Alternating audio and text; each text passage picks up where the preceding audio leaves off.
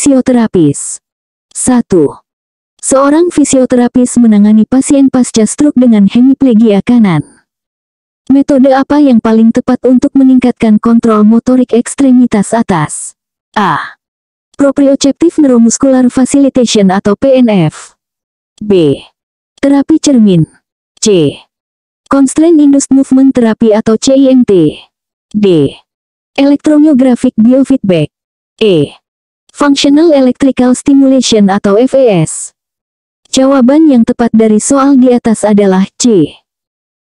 Pembahasan dari pertanyaan di atas yaitu, bahwa Constraint Induced Movement Therapy atau CIMT adalah metode yang paling efektif untuk meningkatkan fungsi ekstremitas atas pada pasien pasca stroke dengan hemiplegia. CIMT melibatkan penggunaan intensif anggota tubuh yang terkena dampak sambil membatasi penggunaan anggota tubuh yang tidak terkena dampak, mendorong reorganisasi kortikal dan pemulihan fungsi. Kita masuk soal berikutnya. 2. Fisioterapis menggunakan teknik manipulasi Maitland grade 4 pada sendi glenohumeral pasien. Apa tujuan utama dari teknik ini? A. Mengurangi nyeri akut. B. Meningkatkan stabilitas sendi. C. Meningkatkan rentang gerak. D. Mengurangi pembengkakan. E. Meningkatkan kekuatan otot. Jawaban yang tepat dari soal di atas adalah C. Pembahasan dari pertanyaan di atas yaitu, bahwa teknik Maitland grade 4 adalah mobilisasi osilasi berirama dengan amplitudo kecil yang dilakukan pada atau mendekati akhir rentang gerak sendi. Tujuan utamanya adalah untuk meningkatkan rentang gerak dengan meregangkan kapsul sendi dan jaringan lunak sekitarnya. Kita masuk soal berikutnya. 3. Seorang fisioterapis melakukan penilaian pada pasien dengan osteoartritis lutut menggunakan Western Ontario and McMaster Universities Osteoarthritis Index atau WOMAC. Apa domain yang tidak dinilai dalam indeks ini? A. Nyeri. B. Kekakuan. C. Fungsi fisik. D. Kualitas hidup. E. Kesulitan melakukan aktivitas sehari-hari. Jawaban yang tepat dari soal di atas adalah D. Pembahasan dari pertanyaan di atas yaitu, bahwa WOMAC adalah instrumen yang digunakan untuk menilai pasien dengan osteoartritis lutut atau pinggul. Indeks ini menilai 3 domain, nyeri, kekakuan, dan fungsi fisik atau termasuk kesulitan melakukan aktivitas sehari-hari. Kualitas hidup tidak secara spesifik dinilai dalam WOMAC. Kita masuk soal berikutnya. 4. Fisioterapis menangani pasien dengan Bell's palsy. Teknik apa yang paling tepat untuk mencegah kontraktur otot wajah pada fase akut? A. Electrical stimulation. B. Massage. C. Facial exercises. D. Tapping. E. Ultrasound therapy. Jawaban yang tepat dari soal di atas adalah B. Pembahasan dari pertanyaan di atas yaitu, bahwa pada fase akut Bell's palsy, massage adalah teknik yang paling tepat untuk mencegah kontraktur otot wajah. Massage membantu mempertahankan elastisitas otot, meningkatkan sirkulasi, dan mencegah atrofi. Latihan wajah aktif tidak direkomendasikan pada fase ini karena dapat menyebabkan sinkinesis. Kita masuk soal berikutnya. 5. Seorang fisioterapis menggunakan teknik Mulligan's Mobilization with Movement atau MWM pada pasien dengan tendinopati rotator cuff. Apa prinsip utama dari teknik ini? A. Mobilisasi pasif sendi. B. Kontraksi isometrik. C. Gerakan aktif disertai glide pasif. D. Peregangan statis. E. Manipulasi kecepatan tinggi. Jawaban yang tepat dari soal di atas adalah C. Pembahasan dari pertanyaan di atas yaitu, bahwa prinsip utama teknik Mulligan's MWM adalah kombinasi antara gerakan aktif oleh pasien dan glide pasif yang diaplikasikan oleh terapis. Teknik ini bertujuan untuk mengembalikan alignment sendi yang optimal sambil pasien melakukan gerakan fungsional, mengurangi nyeri dan meningkatkan rentang gerak. Kita masuk soal berikutnya. 6. Fisioterapis menangani pasien dengan multiple sklerosis yang mengalami fatigue. Pendekatan manajemen apa yang paling efektif untuk kondisi ini? A. Program latihan aerobik intensitas tinggi. B. Teknik konservasi energi dan manajemen aktivitas. C. Terapi modalitas pasif. D. Penggunaan ortosis. E. Latihan penguatan resistensi tinggi. Jawaban yang tepat dari soal di atas adalah B.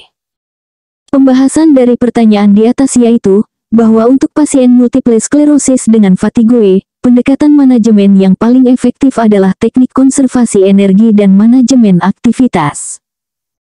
Strategi ini membantu pasien mengalokasikan energi mereka secara efisien, memprioritaskan aktivitas penting, dan menghindari kelelahan berlebihan. Kita masuk soal berikutnya. 7.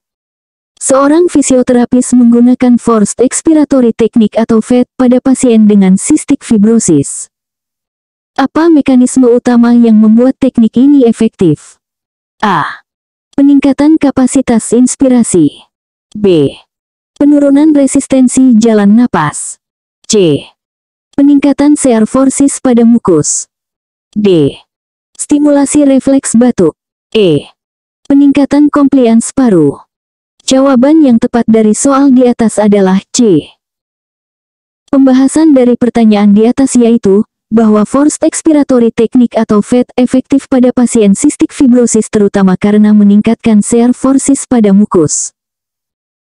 Teknik ini melibatkan ekspirasi paksa dengan glotis terbuka, menghasilkan aliran udara berkecepatan tinggi yang membantu memobilisasi dan mengeluarkan sekresi dari saluran pernapasan. Kita masuk soal berikutnya. 8. Fisioterapis menangani pasien dengan anterior cruciate ligament atau ACL ruptur pasca rekonstruksi. Pada fase berapa latihan close kinetic chain diperkenalkan? A. Fase 1 atau 0 sampai 2 minggu post-OP. B. Fase 2 atau 2 sampai 6 minggu post-OP. C. Fase 3 atau 6 sampai 12 minggu post-OP. D. Fase 4 atau 3 sampai 6 bulan post-OP. E. Fase 5 atau 6 sampai 12 bulan post-OP. Jawaban yang tepat dari soal di atas adalah B.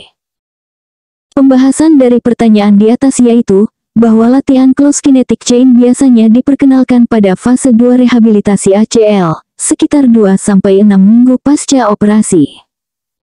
Latihan ini dianggap lebih aman karena menghasilkan gaya kompresi pada sendi lutut dan mengurangi gaya geser pada graf ACL, sambil meningkatkan kokontraksi otot dan propriosepsi. Kita masuk soal berikutnya. 9.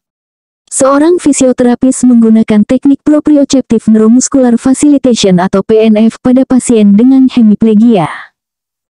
Apa nama pola diagonal untuk ekstremitas atas yang melibatkan fleksi siku, supinasi lengan bawah, dan ekstensi pergelangan tangan? A.